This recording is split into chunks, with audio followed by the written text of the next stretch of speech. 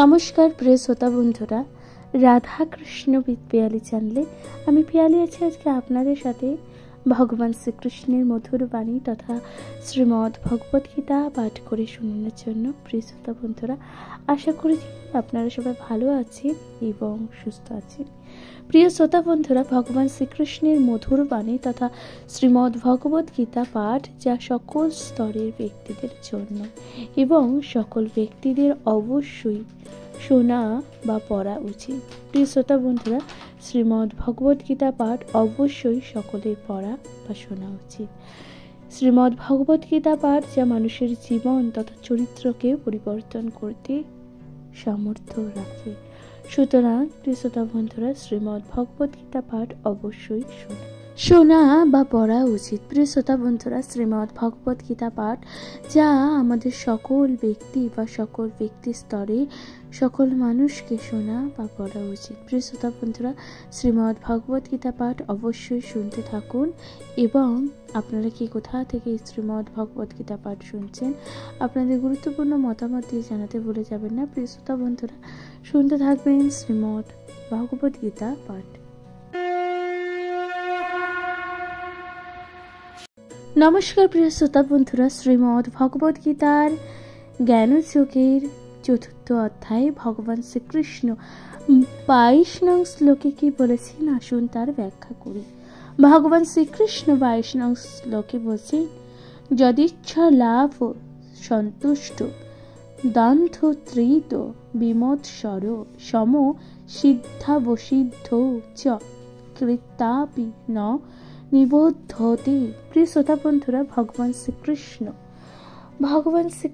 এই শ্লোকের মাধ্যমে অর্থাৎ এই শ্লোকের অনুবাদে কি বলছেন, তাহলে ভগবান শ্রীকৃষ্ণ এই শ্লোকের অনুবাদে বলছেন, যিনি অনায়াসে যা কিছু লাভ করেই সন্তুষ্ট থাকেন, যিনি সুখ ও দুঃখ আদি দ্বন্দ্বের বশীভূত নন এবং মাৎসর্যপূর্ণ, যিনি কার্যের সাফল্য ও অসাফল্যে অবিচলিত থাকেন, তিনি কর্ম সম্পাদন করলেও কর্মফলের দ্বারা কখনো আবদ্ধ হন না। প্রিয় শ্রোতা বন্ধুরা, ভগবান শ্রীকৃষ্ণ এর তাৎপর্যে কি বলছেন দেখুন। ভগবান বলছেন, কৃষ্ণ ভাবনাময় অমৃত লাভ করেছেন যে মানুষ, তিনি তার শরীর সংরক্ষণের জন্য অতিরিক্ত প্রয়াস করেন না। অনায়াসে তিনি যা পান তাতেই সন্তুষ্ট থাকেন। তিনি ভিক্ষা করেন না, আবার ঋণও করেন না। তার সাধ্যানুসারে পরিশ্রম করে সৎ প্রচেষ্টায় তিনি যা পান তাই গ্রহণ করেন, সন্তুষ্ট থাকেন। তাই তার জীবিকা নির্বাহের ব্যাপারে তিনি সম্পূর্ণভাবে স্বাধীন। তিনি অন্য কারোর সেবা গ্রহণ করে নিজে বা নিজের কৃষ্ণ সেবা বিঘ্নিত হতে দেন না। শ্রীকৃষ্ণের দাসত্ব করার জন্য তিনি জড় জগতের দ্বন্দ্বের দ্বারা প্রভাবিত না হয়ে যে কোনো কাজ করতে প্রস্তুত থাকেন। সুতরাং ভগবান কি বলছেন দেখুন, জড় জগতে দ্বন্দ্বভাব শীত ও উষ্ণ, সুখ ও দুঃখের মাধ্যমে অনুভূত হয়ে থাকে। কৃষ্ণ ভাবনাময় ভক্ত দ্বন্দ্বের অতীত, কেননা শ্রীকৃষ্ণ পতিত বা প্রীতির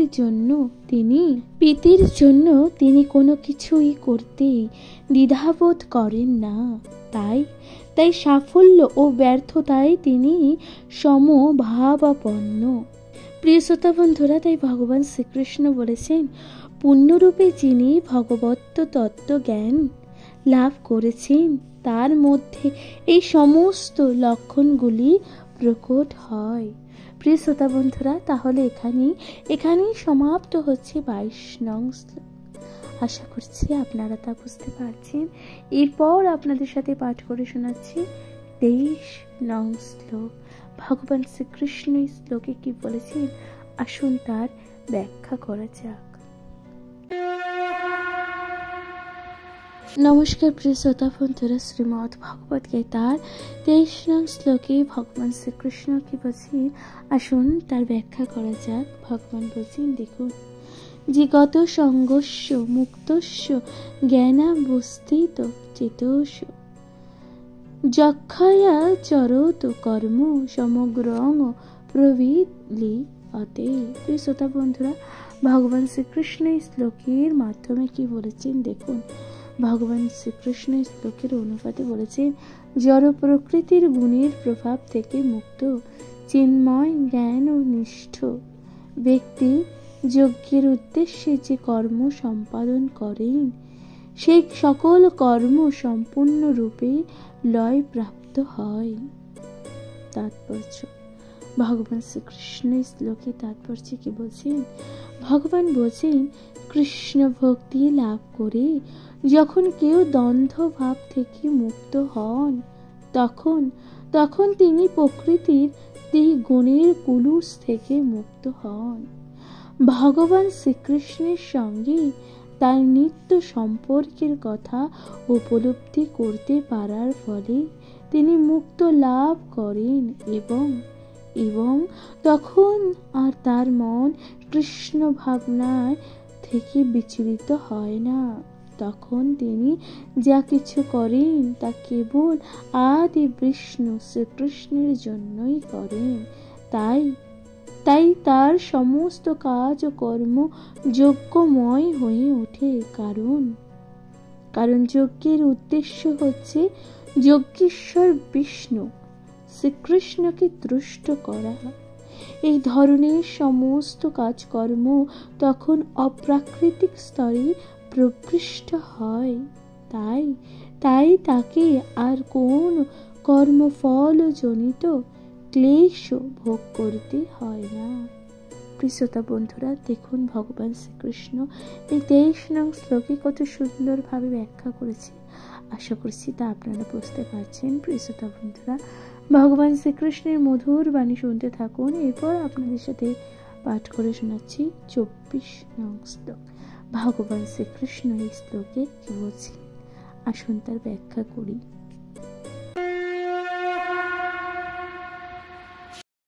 নমস্কার প্রিয় শ্রোতা বন্ধুরা, শ্রীমদ্ ভগবত গীতার জ্ঞানযোগের 24 নং শ্লোকে ভগবান শ্রীকৃষ্ণ কি বলছেন।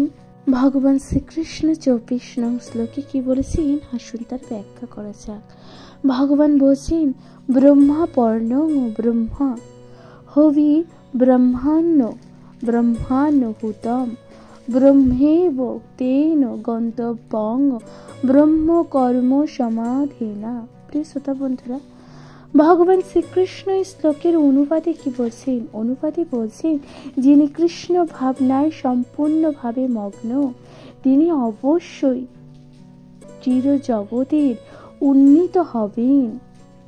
কারণ তার সমস্ত কার্যকলাপ চিন্ময়, তার কর্মের উদ্দেশ্য চিন্ময় এবং সেই উদ্দেশ্য তাকে নিবেদিত সব কিছুই কিন্তু চিন্ময়। প্রিয় শ্রোতা বন্ধুরা, ভগবান শ্রীকৃষ্ণ এইভাবেই কিন্তু অনুবাদ বলেছেন। এরপর ভগবান শ্রীকৃষ্ণ তাৎপর্য কি বলছেন দেখুন। ভগবান বলছেন, কৃষ্ণ ভাবনাময় ভাবিত কর্মের প্রভাবে কিভাবে পারমার্থ সাধিত হয় তা এখানে বর্ণনা করা হয়েছে। কৃষ্ণ ভাবনাময় বিভিন্ন প্রকারের কর্ম আছে এবং সেগুলো পরবর্তী শ্লোকগুলোতে বিশদভাবে বর্ণনা করা হবে। কিন্তু এখন এখানে কেবল কৃষ্ণ ভাবনায় মূল তত্ত্ব বর্ণনা করা হচ্ছে। বদ্ধ জীব জড় কুলুষের দ্বারা কুলুষিত হওয়ার ফলে তাকে নিশ্চিতভাবে জড় জাগতিক অবস্থার মধ্যে কর্ম করতে হয়। কিন্তু তা সত্ত্বে তাকে পরিবেশ থেকে বেরিয়ে আসতে হবে। যে পন্থা অবলম্বন করে বদ্ধ জীব জড় পরিবেশ থেকে মুক্ত হতে পারে তাকে বলা হয় কৃষ্ণ ভাবনামৃত বা ভগবত ভক্তি। উদাহরণস্বরূপে বলা যেতে পারে যে নানা রকম দুগ্ধজাত খাদ্যের অত্যাহারের ফলে যখন পেটের অসুখ হয় তখন তখন আরও একটি দুগ্ধজাত খাদ্য দইয়ের দ্বারা সেই রোগ ও নিরাময় করা হয়, তাই না? ঠিক তেমনি ভাবে বিষয়াসক্ত বদ্ধ জীবেরা যখন ভবরোগ ও নিরাময় করা যায়, এখানেই ভগবত ও গীতায় বর্ণিত কৃষ্ণ ভাবনাময় অমৃতের দ্বারা ভাবরোগ ও নির্ময় বা নিরাময়ের এই পন্থাকে বলা হয় যজ্ঞ। অর্থাৎ যজ্ঞেশ্বর বিষ্ণু বা শ্রীকৃষ্ণকে তুষ্ট করার জন্য কর্ম বা যজ্ঞ সম্পাদন করা।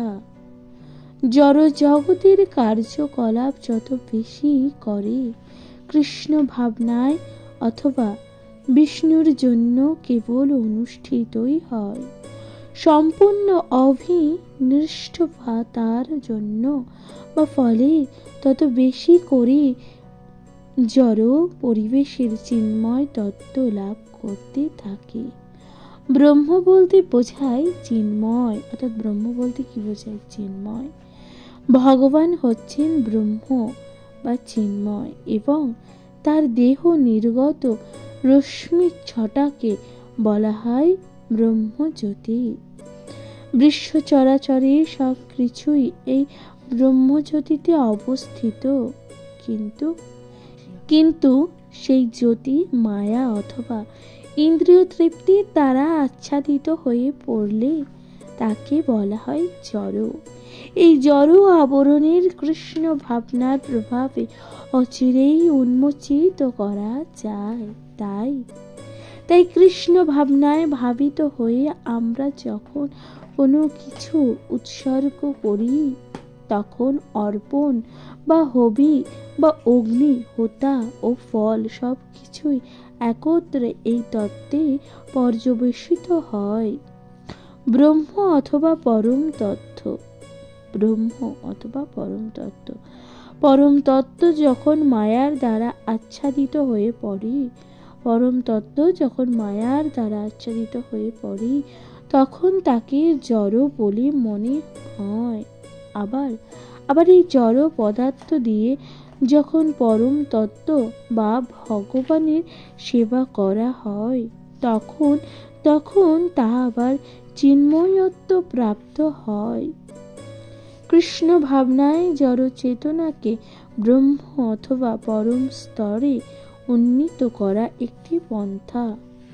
মন যখন সর্বতোভাবে কৃষ্ণ ভাবনায় মগ্ন থাকে তখন তাকে বলা হয় সমাধি। এই প্রকার অপ্রাকৃতিক চেতনার যখন কোনো কিছুই করা হয় তখন তাকে বলা হয় যজ্ঞ।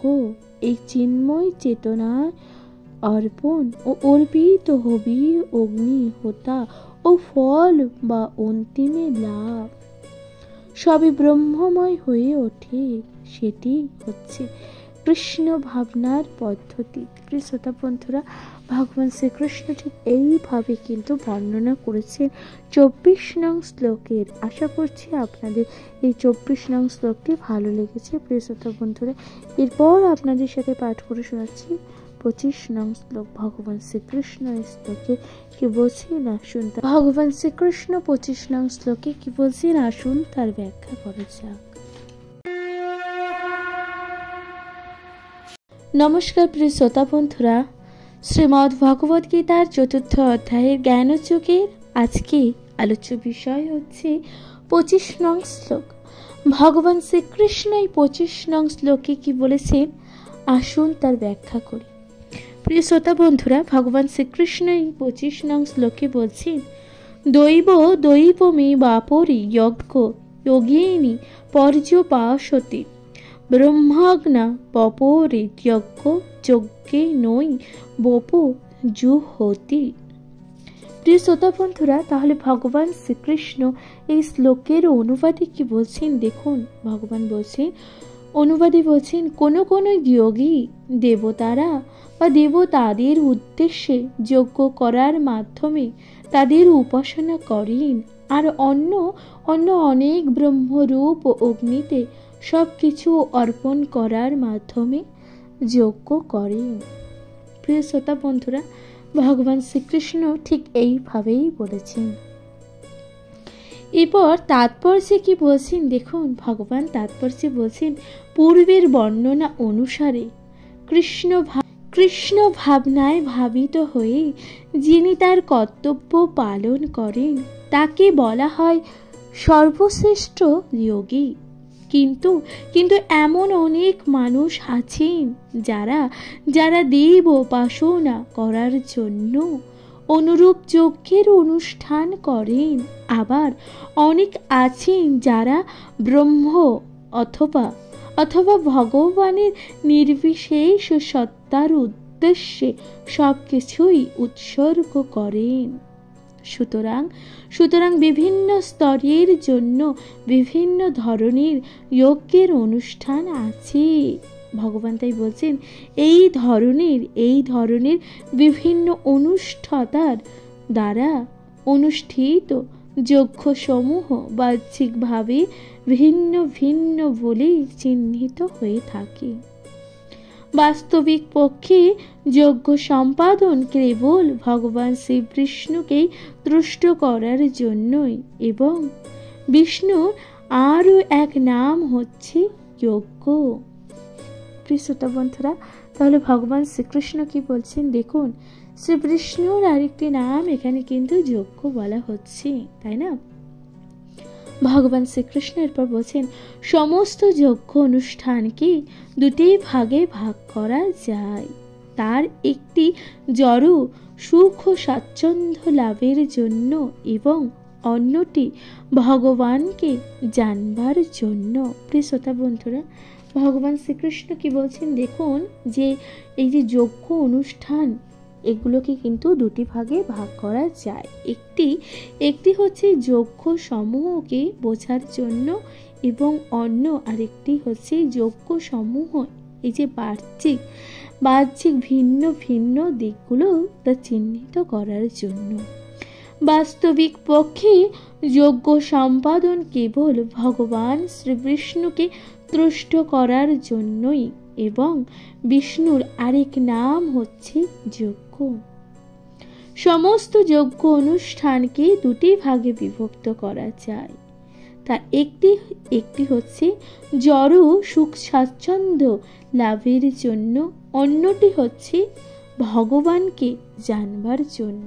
দেখুন প্রিয় শ্রোতা বন্ধুরা, তাহলে ভগবান শ্রীকৃষ্ণ বলছেন এই যে যজ্ঞ অনুষ্ঠানকে দুটি ভাগে ভাগ করা যায়। একটি হচ্ছে ভগবানকে লাভ করার জন্য, এবং অন্যটি হচ্ছে জড় অর্থাৎ এই যে জড় জগতের সুখ স্বাচ্ছন্দ্যকে লাভ করার জন্যই। তাই ভগবান বলছেন, যারা কৃষ্ণ ভাবনাময় ভগবত ভক্ত তারা ভগবানকে তুষ্ট করার জন্য তাদের সব কিছুই ভগবানের চরণে অর্পণ করেন। কিন্তু আর এক শ্রেণীর মানুষ আছেন যারা অনিত্য জড় সুখ ভোগ করার জন্য ইন্দ্র সূর্য আদি দেবতাদের উপাসনা করে যজ্ঞ করেন। তারা ভগবানকে তুষ্ট করবার জন্য তাদের সব কিছুই ভগবানের চরণে অর্পণ করেন।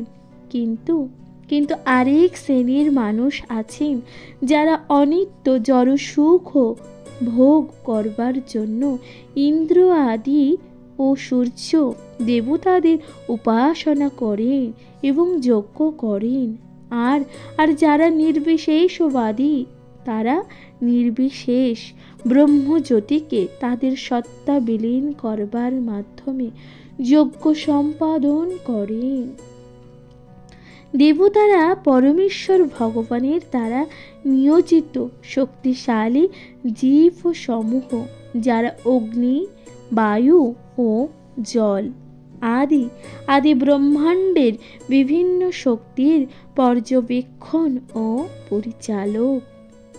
শ্রোতা বন্ধুরা, ভগবান তাই শ্রীকৃষ্ণ বলছেন, যারা সুখ ও ভোগের জন্য বৈদিক ও বৈদিক কর্মকাণ্ড অনুসারে বিভিন্ন যজ্ঞের দ্বারা বিভিন্ন দেব ও দেবীর পূজা করেন তাদের বলা হয় বহুস্বরবাদী। আর এক শ্রেণীর আধ্যাত্মিকবাদী পরম তত্ত্বের নির্বিশেষ সত্তার উপাসনা করেন এবং বিভিন্ন দেব ও দেবীর অনিত্যতা এবং অনুভবও করেন।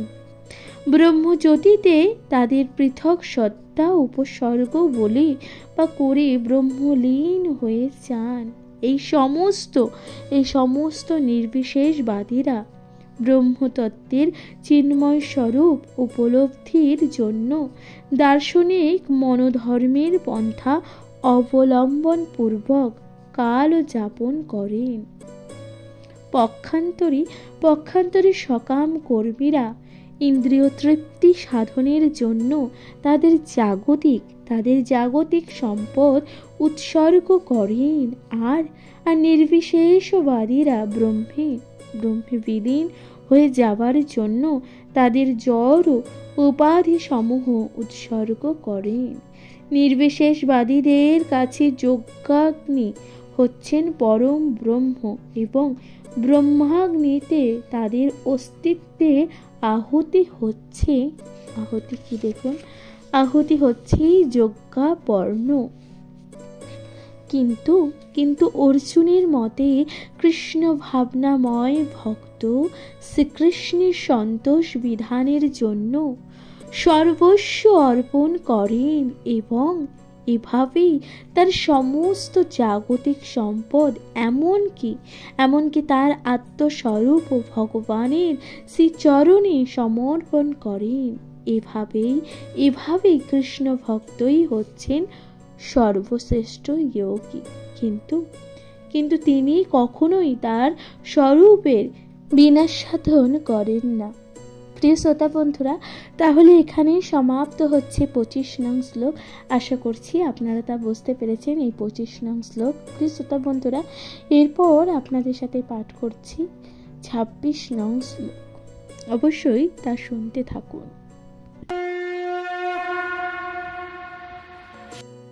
নমস্কার প্রিয় শ্রোতা বন্ধুরা, শ্রীমদ্ ভগবত গীতার জ্ঞানযোগের 4th অধ্যায়ের 26 নং শ্লোকে ভগবান শ্রীকৃষ্ণ কি বলছেন, আসুন তার ব্যাখ্যা করি। ভগবান শ্রীকৃষ্ণ বলছেন, শ্রোতা দৃণেন্দ্রিয় আনন্য সংযমাগ্নিষু জুহতি শব্দাদীন বিষয়ানন্য ইন্দ্রিয়াগ্নিষু জুহতি। প্রিয় শ্রোতা বন্ধুরা, ভগবান শ্রীকৃষ্ণ এই শ্লোকের অনুবাদে কি বলছেন? ভগবান বলছেন, কেউ শুদ্ধ ব্রহ্মচারীরা মনসংযম রূপ অগ্নিতে শ্রবণ আদি ও ইন্দ্রিয়গুলোকে আহুতি দেন। আবার অনেকে আছেন শব্দার্থী ইন্দ্রিয়ের বিষয়গুলিকে ইন্দ্রিয় রূপ অগ্নিতে আহুতি দেন। প্রিয় শ্রোতা বন্ধুরা, ভগবান শ্রীকৃষ্ণ কি বলছেন দেখুন। ভগবান শ্রীকৃষ্ণের তাৎপর্য বলছেন, ব্রহ্মচর্য, গৃহস্থ, বানপ্রস্থ ও সন্ন্যাস মানব জীবনের এই 4টি আশ্রমের সদস্যদের উদ্দেশ্য হচ্ছে পূর্ণ যোগী বা আধ্যাত্মিকবাদী হওয়া। পশুদের মতন ইন্দ্রিয় তৃপ্তি করা মানব জীবনের উদ্দেশ্য কিন্তু নয় বলে মানব জীবনের এই 4টি আশ্রমকে এমনভাবে গঠন করা হয়েছে যাতে মানুষ তার পারমার্থিক জীবনের পূর্ণতা লাভ করতে পারে। ব্রহ্মচারীরা সদ্গুরুর তত্ত্বাবধানে থেকে ইন্দ্রিয় দমন করে মনসংযম করেন। ব্রহ্মচারীরা কেবলমাত্র কৃষ্ণ ভাবনায় সম্বোধিত শব্দই শ্রবণ করেন।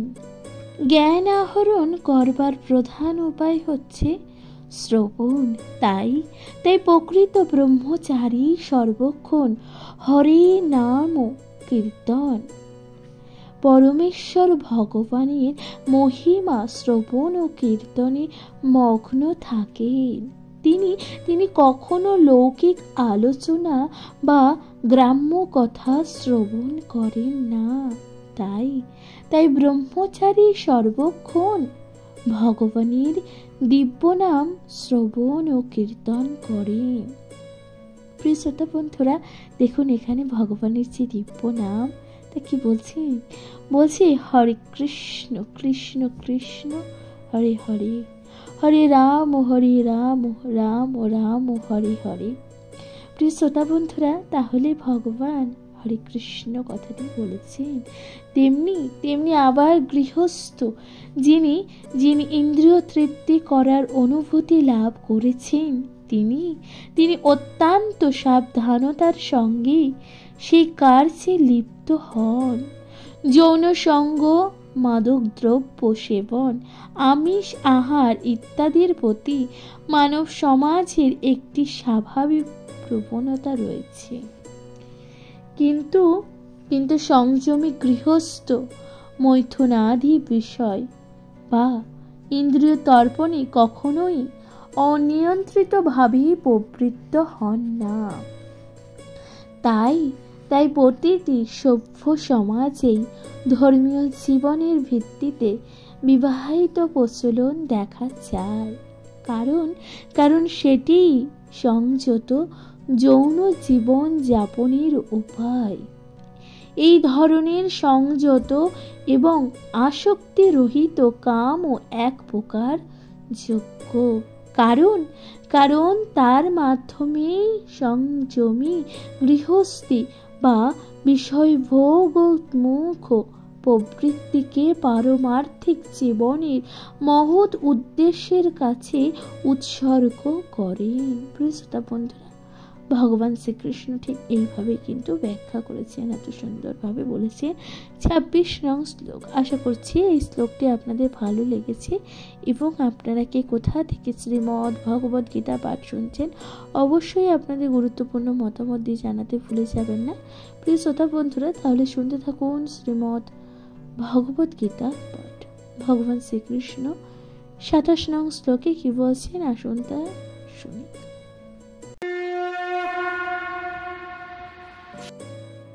নমস্কার প্রিয় শ্রোতা বন্ধুরা, ভগবান শ্রীকৃষ্ণ শ্রীমদ্ ভগবদ গীতার জ্ঞানযোগের 27 নং শ্লোকে কি বলছেন?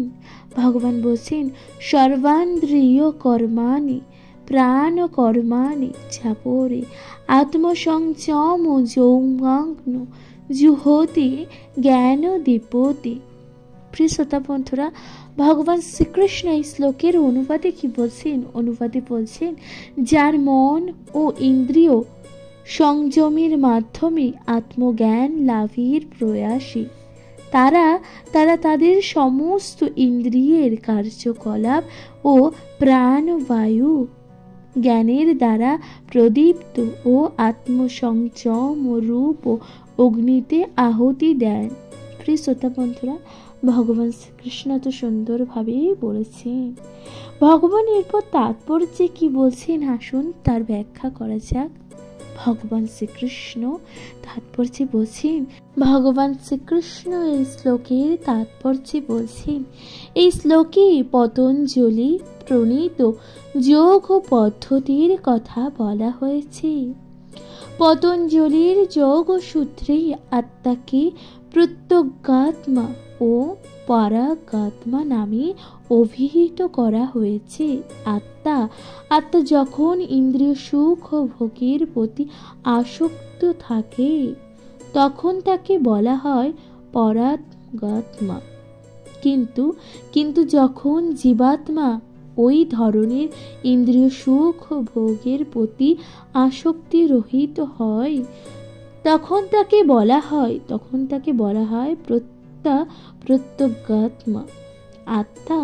আত্মা দেহের অভ্যন্তরে 10 রকমের বায়ুর কার্যকলাপে অধীন থাকে এবং নিঃশ্বাস প্রশ্বাসের ক্রিয়ার মাধ্যমে এটি অনুভব করা যায়। পতঞ্জলির যোগ পদ্ধতির শিক্ষা দেয় কিভাবে দেহস্থিত বায়ুকে বিশেষ কৌশল অবলম্বন পূর্বক নিয়ন্ত্রিত করা যায়, যাতে যাতে অন্তর্গত বায়ুর ক্রিয়া আত্মাকে জড় আসক্তি থেকে শুদ্ধ করার জন্য অনুকূল হতে পারে। এই যোগ ও পদ্ধতি অনুসারে প্রত্যগাত্মা হচ্ছে চরম উদ্দেশ্য। এই প্রত্যগাত্মা হচ্ছে জড় কার্যকলাপ থেকে প্রত্যাহার। ইন্দ্রিয় ও ইন্দ্রিয় গ্রাহ্য বিষয়গুলি পরস্পরের ওপর ক্রিয়া করে। যেমন শ্রবণের জন্য কান, দৃষ্টির জন্য চোখ ও ঘ্রাণের জন্য নাক, আস্বাদনের জন্য জিহ্বা ও স্পর্শের জন্য ত্বক, এবং এরা সকলেই আত্মার বাইরে নানান রকম কার্যকলাপে নিযুক্ত থাকেন। প্রাণবায়ুর ক্রিয়ার প্রভাবে এগুলো কার্যকরী হয়। আপান বায়ুর গতি অধোগামী, ব্যান বায়ুর প্রভাবে সংকোচন ও প্রসারণ হয়। সমান বায়ু বজায় রাখে। উদান বায়ু ঊর্ধ্বগামী এবং প্রবুদ্ধ মানুষ এদের সকলকে আত্মতত্ত্ব অনুসন্ধানে নিযুক্ত করেন। প্রিয় শ্রোতা বন্ধুরা, তাহলে এখানেই সমাপ্ত হচ্ছে ২৭ নং শ্লোক। ভগবান এভাবেই ২৭ নং শ্লোকে ব্যাখ্যা করেছেন। এরপর আপনাদের সাথে পাঠ করে শোনাচ্ছি ২৮ নং শ্লোক। ভগবান শ্রীকৃষ্ণ কি বলেছেন এই শ্লোকে, আসুন তার ব্যাখ্যা করা যাক। নমস্কার প্রিয় শ্রোতা বন্ধুরা, শ্রীমদ্ ভগবত গীতার জ্ঞানযোগে ২৮ নং শ্লোকে ভগবান শ্রীকৃষ্ণ কি বলেছেন। ভগবান শ্রীকৃষ্ণ বলছেন, দ্রবজ্ঞায় যজ্ঞায়স্ত প্রয়োগ যোগ যজ্ঞস্ত পাথরি সধাচ্য জ্ঞান যজ্ঞশ্চ যতোর সংশ্রিত প্রথা। প্রিয় শ্রোতা বন্ধুরা, ভগবান শ্রীকৃষ্ণ এই শ্লোকের অনুবাদে কি বলছেন? ভগবান শ্রীকৃষ্ণ এই শ্লোকের অনুবাদে বলছেন, কঠোর ব্রত গ্রহণ করে কেউ কেউ দ্রব্য দান রূপে যজ্ঞ করেন, কেউ তপস্যা রূপ যজ্ঞ করেন, কেউ অষ্টাঙ্গ যোগ রূপ যজ্ঞ করেন, এবং অন্য অনেকে দিব্য জ্ঞান লাভের জন্য বেদ অধ্যয়ন রূপে যজ্ঞ করেন। তাৎপর্যে ভগবান শ্রীকৃষ্ণ কি বলেছেন? ভগবান শ্রীকৃষ্ণ বলেছেন, এই সমস্ত যজ্ঞের নানান রকম শ্রেণী বিভাগ করা যেতে পারে। অনেক মানুষ আছেন যারা নানান রকম দান ও ধ্যান করার মাধ্যমে যজ্ঞ সম্পাদন করেন। ভারতবর্ষের অনেক ধনী বণিক ও রাজ পরিবারের মানুষ আছেন যারা ধর্মশালা, অন্নস্তত্র ও অতিথিশালা, অনাথাশ্রম ও বিদ্যাপীঠ আদি নানান রকম দাতব্য সংস্থা প্রতিষ্ঠা করেন। অন্যান্য দেশেও হাসপাতাল, বৃদ্ধাশ্রম এবং এই ধরনের নানান রকম দাতব্য সংস্থা রয়েছে, যার উদ্দেশ্য হচ্ছে দুঃখ দরিদ্রদের বিনামূল্যে খাদ্য সামগ্রী দান করা, শিক্ষাদান করা ও চিকিৎসা করা। এই সমস্ত দান ও কর্মকে বলা হয় দ্রব্যময় যজ্ঞ। অনেক মানুষ আছেন যারা উন্নততর জীবন লাভ বা স্বর্গারোহণ করবার জন্য স্বেচ্ছায় চন্দ্রায়ণ ও চাতুর্মার্য আদি ব্রহ্মের বা ব্রতের অনুশীলন করে থাকেন। এই ধরনের বা এই সমস্ত পন্থার বিশেষ বিধিনিষেধের মাধ্যমে জীবনযাত্রাকে পরিচালিত করবার জন্য কঠোর ব্রত পালন করতে হয়। যেমন চাতুর্মার্য ব্রত পালনকারী 4 মাস ঘোর কার্য করেন না, বিশেষ কিছু দ্রব্য আহার করেনও না, দিনে একবারের বেশি 2 বার আহার করেন না। প্রিয় শ্রোতা বন্ধুরা, ভগবান শ্রীকৃষ্ণ বলছেন অথবা কখনো গৃহ পরিত্যাগ করে অন্যত্র চলে যায়ও না। এভাবে সুখ ও স্বাচ্ছন্দ্যের পরিত্যাগ করাকে বলা হয় তপময় যজ্ঞ। আর এক ধরনের মানুষ আছেন যারা ব্রহ্মজ্ঞ লাভ করবার জন্য পাতঞ্জলি যোগ বা হঠযোগ বা অষ্টাঙ্গ যোগ আদি অনুশীলনে প্রবৃত্ত হয়। কেউ আবার সমস্ত পবিত্র তীর্থে ভ্রমণ করেন। এই সমস্ত ক্রিয়াকে বলা হয় যোগ যজ্ঞ, অর্থাৎ এই জড় জগতের বিশেষ ধরনের সিদ্ধি লাভের জন্য যজ্ঞের অনুষ্ঠান করা। আবার অনেকে আছেন যারা নানান রকম বৈদিক শাস্ত্র, বিশেষ করে উপনিষদ ও বেদান্ত সূত্র বা সাংখ্য দর্শন পাঠ করেন। এগুলোকে বলা হয় সাধ্যাম্য যজ্ঞ বা অধ্যয়নের মাধ্যমে যজ্ঞ সম্পাদন করা। এই সমস্ত যোগীরা শ্রদ্ধা সহকারে বিভিন্ন প্রকার যজ্ঞে নিয়োজিত থাকেন এবং তারা উচ্চতর জীবনের অভিলাষীও হন। কিন্তু কৃষ্ণ ভাবনামৃত এই সমস্ত যজ্ঞ থেকে ভিন্ন, কারণ তা হচ্ছে পরমেশ্বর ভগবানের সাক্ষাৎ সেবা। উপরন্তু ভগবান বলছেন, উপরন্তু কোনো প্রকার যজ্ঞের মাধ্যমে এই কৃষ্ণ ভাবনামৃত বা ভক্তি যোগ লাভ করা যায় না। তা লাভ করা যায় কেবল ভগবান ও তার শুদ্ধ ভক্তির কৃপার ফলে। তাই কৃষ্ণ ভাবনামৃত হচ্ছে অপ্রাকৃতিক। ভগবান শ্রীকৃষ্ণ ঠিক এইভাবে কিন্তু ব্যাখ্যা করেছেন।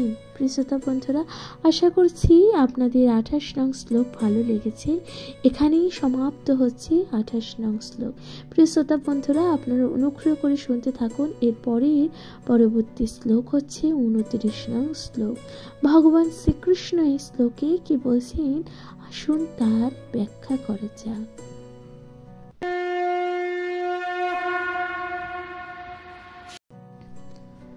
নমস্কার প্রিয় শ্রোতা বন্ধুরা, শ্রীমদ্ ভগবত গীতার জ্ঞানযোগের 29 নং শ্লোকে ভগবান শ্রীকৃষ্ণ কি বলছেন? ভগবান বলছেন, আপানি জুহতি প্রাণং প্রাণ অপানং তথা পরে প্রাণা প্রাণ গতি রুদ্র প্রণায়াম পরাণং অপরি নিহতারানা প্রণাম প্রাণেষু জুহতি। প্রিয় শ্রোতা বন্ধুরা, ভগবান অনুপাতে কি বলছেন দেখুন। ভগবান অনুপাতে বলছেন, আর যারা প্রাণায়াম চর্চার আগ্রহী তারা আপান বায়ুকে বা প্রাণবায়ুতে এবং প্রাণবায়ুকে আপান আহুতি দিয়ে অবশেষে প্রাণ ও অপান বায়ুর গতিরোধ করে সমাধিস্থ হন। কেউ আবার আহার সংযম করে প্রাণবায়ুতেই আহুতি দেন। প্রিয় শ্রোতা বন্ধুরা, ভগবান শ্রীকৃষ্ণ এই শ্লোকের তাৎপর্য কি বলছেন? তাৎপর্য বলছেন, যোগীর এই পদ্ধতিকে নিঃশ্বাস ও প্রশ্বাস নিয়ন্ত্রণের প্রণালীকে বলা হয় প্রাণায়াম এবং প্রাথমিক স্তরে হঠযোগ ও বিভিন্ন প্রকার আসন প্রণালী অভ্যাস করার মাধ্যমে এই প্রাণায়ামের অনুশীলন করা হয়। ইন্দ্রিয়গুলোকে দমন করে পারমার্থিক উন্নতি সাধন করবার জন্য এই সমস্ত পদ্ধতির বিধান দেওয়া হয়েছে। এই সমস্ত ক্রিয়া অনুশীলন করবার ফলে দেহস্থিত বায়ুকে নিয়ন্ত্রণ করে বিপরীত দিকে চালিত করা হয়। আপান বায়ুর গতি নিম্নমুখী এবং প্রাণবায়ুর গতি ঊর্ধ্বমুখী। ভগবান কি বলছেন দেখুন, আপান বায়ুর গতি কিন্তু নিম্নমুখী এবং প্রাণবায়ুর গতি তা হচ্ছে ঊর্ধ্বমুখী। ভগবান শ্রীকৃষ্ণ বলছেন প্রাণায়াম অনুশীলনের মাধ্যমে যোগী এই বায়ু দুটির বিপরীত মুখে চালিত করে তাদের রোগকে দমন করেন এবং পুরুকের মাধ্যমে তাদের ভারসাম্য রক্ষা করেন। এভাবেই নিঃশ্বাসকে যখন প্রশ্বাসে অর্পণ করা হয় তখন তাকে বলা হয় রেচক। দুটি বায়ুর গতির যখন স্থির করা হয় তখন তাকে বলা হয় কুম্ভক। এই কুম্ভক অনুশীলনের ফলে যোগীরা পারমার্থিক উপলব্ধির পূর্ণতা লাভের উদ্দেশ্যে তাদের আয়ু বৃদ্ধি করতে পারেন।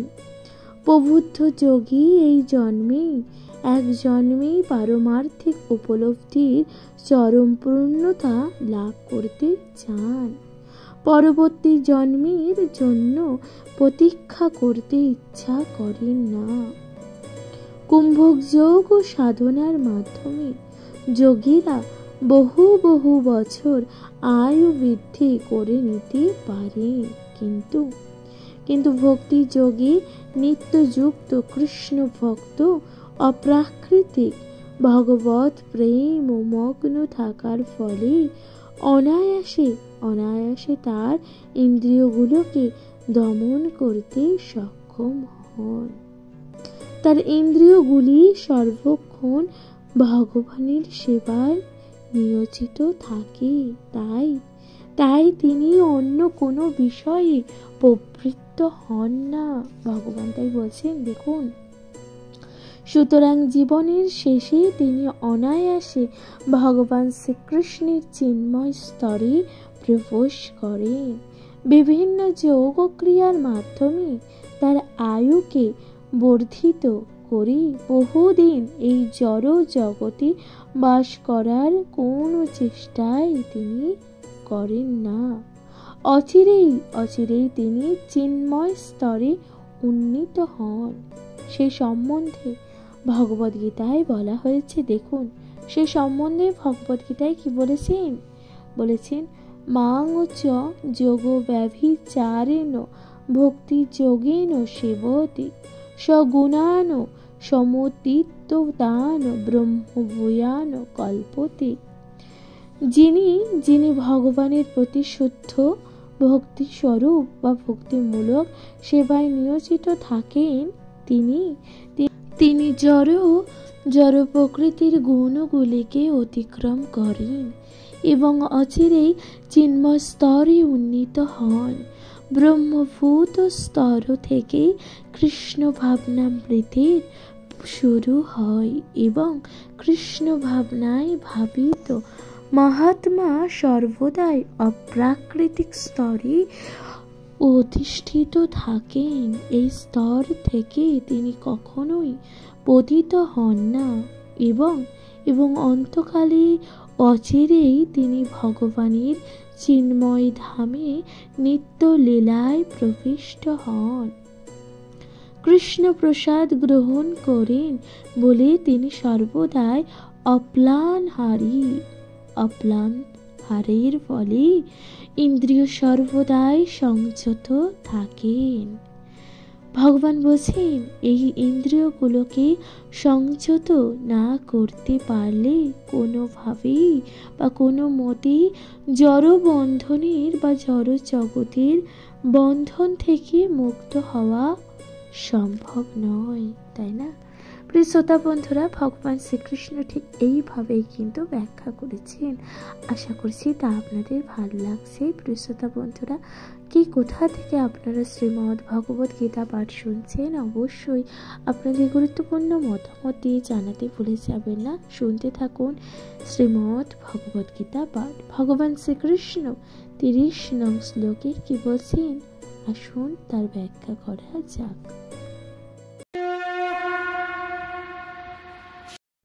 নমস্কার প্রিয় শ্রোতা বন্ধুরা, শ্রীমদ্ ভগবদ গীতার জ্ঞান চোখে 30 নং শ্লোকে ভগবান শ্রীকৃষ্ণ কি বলেছেন দেখুন। ভগবান শ্রীকৃষ্ণ বলেছেন, সর্বে সর্বে অপত্যে যজ্ঞবিদে যজ্ঞ কক্ষিত কল্পসা যজ্ঞ সৃষ্টা মৃত ভুজ ইয়ান্তি ব্রহ্ম সনাতনম। প্রিয় শ্রোতা বন্ধুরা, ভগবান শ্রীকৃষ্ণ এই শ্লোকের অনুবাদে কি বলছেন? অনুবাদে বলছেন, যজ্ঞ তত্ত্ববিদ এই সমস্ত অনুষ্ঠান ও তারও সকলেই যজ্ঞের প্রভাবে পাপ থেকে মুক্ত হয়ে যজ্ঞাবিশিষ্ট অমৃত আস্বাদন করেন এবং পরম সনাতন প্রকৃতিকে গমন করেন। ভগবান শ্রীকৃষ্ণ এই শ্লোকে তাৎপর্য কি বলেছেন? তাৎপর্য বলেছেন, যজ্ঞাদি সম্পর্কিত পূর্বোক্ত বর্ণনা থেকে জানতে পারা যায় যে দ্রব্যময় যজ্ঞ, তপময় যজ্ঞ, যোগ যজ্ঞ, সম্মাধ্য যজ্ঞ আদি অনুষ্ঠানের সাধারণ উদ্দেশ্য ইন্দ্রিয় সুখ ভোগ পরিত্যাগ না করা পর্যন্ত সচ্চিদানন্দ জীবনের স্তরে উন্নত হওয়া সম্ভব নয়। এই স্তর শাশ্বত ব্রহ্ম পরিবেশে স্থিত। পূর্বোক্ত সবকটি যজ্ঞই জড় অস্তিত্বের পাপ ও পূর্ণ জীবন থেকে মানুষকে মুক্ত করতে সাহায্য করে। এই আত্মোপলব্ধির দ্বারা কেবল এই জীবনের সুখ ও বৈষম্যের প্রাপ্তি হয় তাই নয়, তার ফলে এই জীবনের শেষেও ভগবত ধামে প্রবেশমূলক নির্বিশেষে ব্রহ্ম সাজস্য লাভ করা হয়, অথবা ভগবান শ্রীকৃষ্ণের সান্নিধ্য লাভ করা যায়। প্রিয় শ্রোতা বন্ধুরা, ভগবান শ্রীকৃষ্ণ ঠিক এইভাবে কিন্তু এই শ্লোক অর্থাৎ 30 নং শ্লোকের অর্থ বুঝিয়েছেন। প্রিয় শ্রোতা বন্ধুরা, আপনাদের কেমন লাগছে শ্রীমদ্ ভগবদ গীতা পাঠ? আপনাদের গুরুত্বপূর্ণ মতামত দিয়ে জানাতে ভুলে যাবেন না। চ্যানেলে প্রথমবার শুনে থাকলে অবশ্যই চ্যানেলটিকে সাবস্ক্রাইব করে দিয়ে লাইক কমেন্ট শেয়ার করে অবশ্যই পাশে থাকবেন। প্রিয় শ্রোতা বন্ধুরা, শুনতে থাকুন শ্রীমদ্ ভগবদ গীতা পাঠ। শ্রীমদ্ ভগবদ গীতা যা সকল স্তরের মানুষ এবং সকল ব্যক্তি তথা সর্বোপরি সকল মানুষের শ্রীমদ্ ভগবদ গীতা পাঠ শোনা বা পড়া উচিত। শ্রীমদ্ ভগবদ গীতা পাঠ যা মানুষের চেতনাকে পরিবর্তন করতে সামর্থ্য রাখে। শ্রীমদ্ ভগবদ গীতা পাঠ যা মানুষের চরিত্রকে পরিবর্তন করতে পারে। যখন মানুষ দ্বিধাগ্রস্ত হয়ে পড়ে যায়, কি করবে জীবনে প্রকৃত অর্থ খুঁজে উঠতে পারে না বা বুঝতে পারে না কি করা উচিত বা কি করতে হবে, এমতো অবস্থায় শ্রীমদ্ ভগবদ গীতা পাঠ যা মানুষের সেই চেতনাকে উন্মোচন করতে এবং মানুষের জীবনে শান্তি ফিরিয়ে আনতে শ্রীমদ্ ভগবদ গীতা যা অবশ্যই শ্রবণ করা উচিত।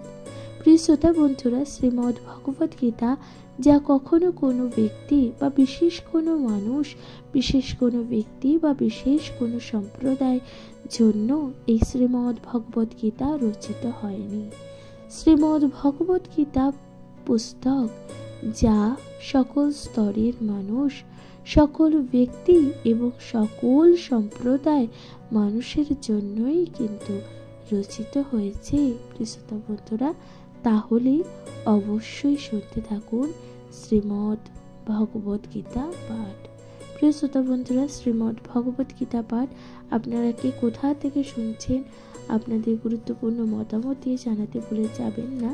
চ্যানেলে প্রথমবার শুনে থাকলে অবশ্যই চ্যানেলটিকে সাবস্ক্রাইব করে দিতে ভুলে যাবেন না। আপনি নিজে শুনুন, নিজের কাছের মানুষ তথা সর্বোপরি সকল মানুষের সাথে শ্রীমদ্ ভগবদ্গীতা পাঠ যা ভাগ করে নিতে একদমই ভুলে যাবেন না। শ্রোতা বন্ধুরা, শ্রীমদ্ ভগবদ্গীতা পাঠ অবশ্যই শুনতে থাকুন এবং কমেন্টে লিখতে ভুলে যাবেন না জয় শ্রী রাধা কৃষ্ণ। শ্রোতা বন্ধুরা, অবশ্যই শ্রীমদ্ ভগবদ্গীতা পাঠ শুনতে থাকুন। চ্যানেলে প্রথমবার হলে অবশ্যই সাবস্ক্রাইব করে দিয়ে লাইক কমেন্ট শেয়ার করে অবশ্যই পাশে থাকুন। তাহলে আজকের মতন জানাচ্ছি এখানে বিদায়। ভালো থাকবেন, সুস্থ থাকবেন, শুনতে থাকবেন শ্রীমদ্ ভগবদ্গীতা পাঠ। নমস্কার।